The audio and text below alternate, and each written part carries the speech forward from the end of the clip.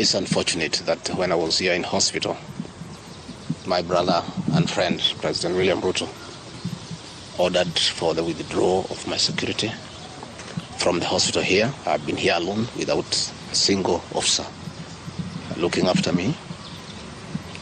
He ordered the withdrawal of security guards in my rural home in Nyeri, in my private home here in Karen, and all officers who are close to me were disarmed and given a warning that they should not be anywhere near me. I didn't know President William Ruto can be that vicious.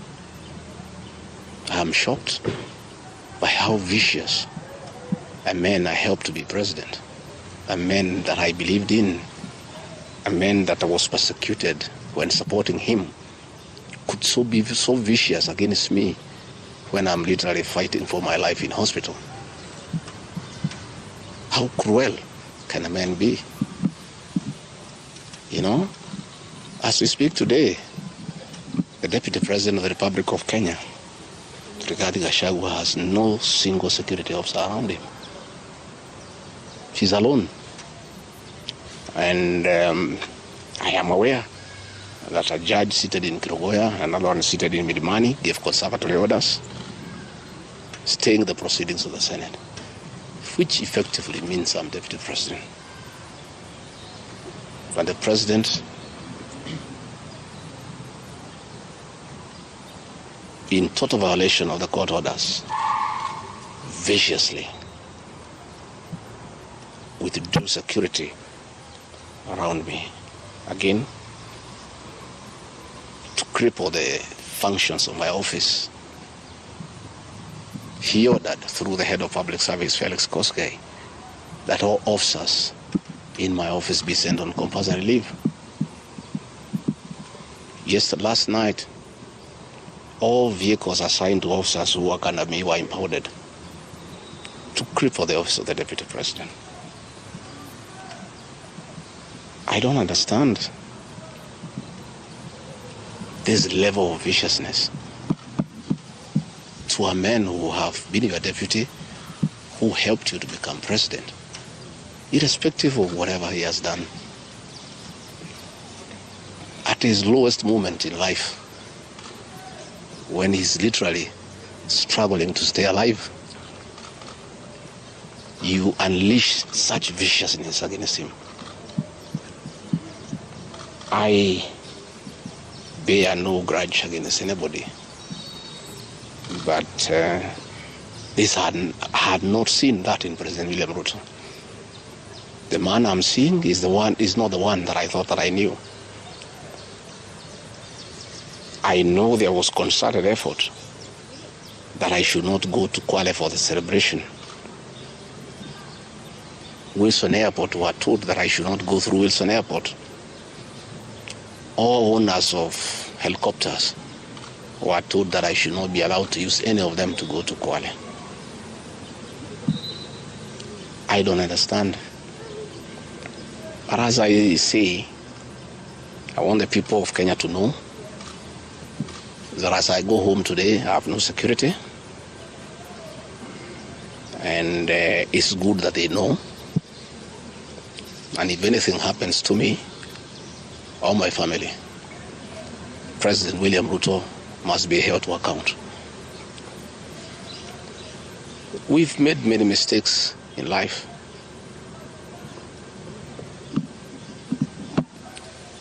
And we keep on learning. I trusted President William Ruto. The people of the region where I come from, the Mount Kenya region, trusted him. In fact, as we were preparing to go to office, nobody else trusted him. Musalia Mudavadi demanded that they must sign an MOU with him, which they did. Moses Wetangula demanded that they must sign an MOU with him, which they did. Amason Kingi demanded the same. Alfred Mutua, everybody else. I'm the only man who trusted him. Verbally, because we are Christians. We used to go to church together. And as a Christian, I believed, a fellow Christian, that he would never betray me or my people. For the last 1 year, it's been very difficult for me. But I'm a very persevering man, very enduring. And what happened on Thursday is a culmination of continuous persecution and stress for a year. And when I look at it, probably it is history repeating itself. That President William Ruto wanted to take me the route President Daniel Arap Moi took Kenneth Matiba. He pushed Matiba up to getting a stroke and eventually dying. When I look to what the president is doing to me, especially now when I'm in hospital, crippling me, treating me like an animal, I think he wanted to take me the Matiba route. I hear many of his people are calling here asking whether I'm dead, whether I'll survive, whether I'll recover. They were celebrating. It's the most unfortunate thing that has ever happened in this country. That you can be so vicious to a man who helped you to be president. And the crime of this man, telling you the truth. Don't evict people without compensation, Mr. President. Mr. President, don't overtax people. You are killing them, you are killing their businesses. Don't force a housing program on people. If people do not own these houses, don't force them. My only problem with the president is just being truthful, because nobody else can tell him. The framers of the 2010 Constitution wanted a deputy president who is elected as a buffer who can stand for the people. The charity we are being treated for, too, is get rid of an elected deputy president and appoint a control freak. A fellow you appoint who cannot ask a question, who cannot say anything. And I'm sure if they succeed, he'll be asked to sign an undated resignation letter so that in case he starts asking questions, he can just be told to resign. But the framers of the 2010 Constitution were very clear in their mind why they wanted a deputy president who is elected. I'm the only man in the cabinet and in the whole government who can stand up to President William Ruto and tell him, hey brother, this is not right. This Adani thing is not good for the country. There's too much corruption, Mr. President. This housing thing is being forced down on the people of Kenya. And they don't like it. Please don't force it down on them. You know, situations where medical equipment that was being supplied by Kenyans to the Ministry of Health now has been given to one single Asian. I say, Mr. President, this is not right. We are killing our business people. So, as we speak, I say that my lawyers are in court. We have faith in our judiciary. And I requested that, according to the rules of natural justice, I be accorded an opportunity to be heard in the Senate. You remember I presented myself to the National Assembly and defended myself. In the Senate, I was there day one. And even when the Speaker asked me to sit down to listen to the charges, I decided to stand up to face my accusers. I was there the following day. I was ready for cross-examination. The 11 counts is nothing but malice and fiction. It was a political game by the president to get rid of me. And looking at it, I don't think the president had any intention of ever working with me.